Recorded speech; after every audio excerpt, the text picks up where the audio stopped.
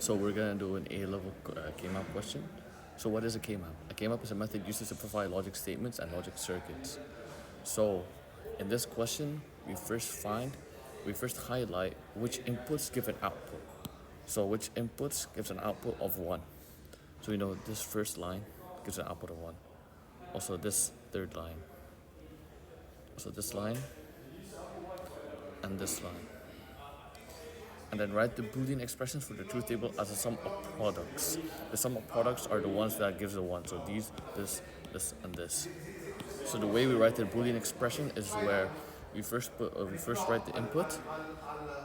So P, and if it's a 0, we put not P. So we put a line above it. And then in order to combine it, and is a dot. And then since Q is a 0, you have to put a line on top as well. R, S. Everyone takes 0, so put 1. And or is a plus sign, and it can be also this third line. So it can also be not P and not Q and R and not S. Or it could be P and Q and not R and S. Or it could be P and Q and R and S. So these are the Boolean expressions for the truth table as a sum of products. So the truth table for the K-map, you have to memorize the order that the K-map truth table comes from, because in a question like this, they might ask you. So the numbers goes from 0, 0, 0, 1, 1, 1, 1, 0, 0, 0, 0, 1, 1, 1, 1, 0. So you have to memorize this. In any other order, this K-map would not work. So we know based on the first answer, we have to fill in the table. So one of the Boolean expressions that gives an output is not P, not Q, not R, not S, which is all zeros. So we're gonna put this as a 1.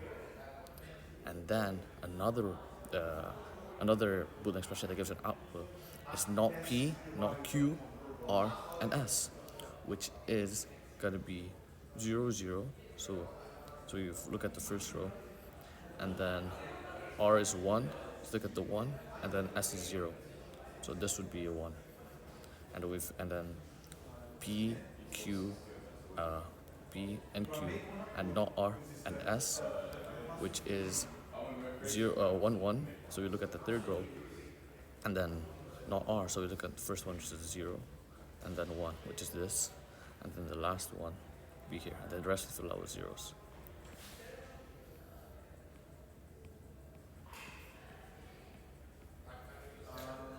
K-map can be used to simplify the expressions in part AI.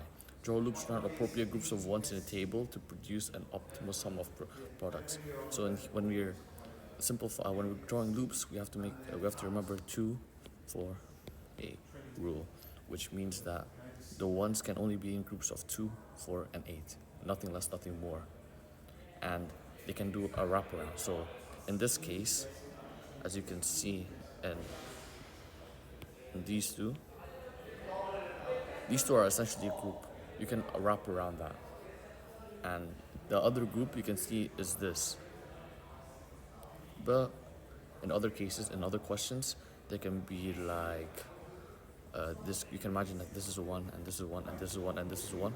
You combine all that 4. But if it's a 3, you can't do this, because they can only be in groups of 2, 4, and 8. And you can't also go diagonal. So let's say there's a 1 here and a 1 here. You can't go diagonal. You can't do that. You can only go up and down and right and left. And you can do a wraparound. And you always have to be in groups of 2, 4, and 8. So we did the last question. Simplify the sum of products expressions for our answer to part AII. So in order to do this, we look at the groups. So there's only two groups, right? So we first make another table, P, Q, R, S, and fill out which one gives a 1. So we know in the first group, of part AII, in here, so an output that gives a 1 is 0, 0, so all zeros. And the one that gives a 1 is 0, 0, 0, 0, 1, 0. And with this group, we see which S has the same terms, same inputs. So we know P, Q, and S has the same terms, and R has different inputs. So we ignore it because it doesn't matter what R is unless P, Q, and S are 0. The output is still going to be 1. So the simplified expression of this would be not P because this is 0, and not Q, and not S. We then make another table for the second group. We do the same thing, P, Q, R, S. And then we look at the second group, which is here. We see that the first Boolean expression that gives a 1 would be 1, 1, 0, 1. And the other one would be 1, 1, 1, 1. We see that P, Q, and S have the same terms, which means they are relevant. Whereas we see that R has different terms, so it doesn't matter what R is, as long as P, Q, and S is 1, the output is still going to be 1. So this expression would be P and Q and S. So the answer you would write is both of these expressions, but with the or in the middle. So not P and not Q and not S, or P, Q, S.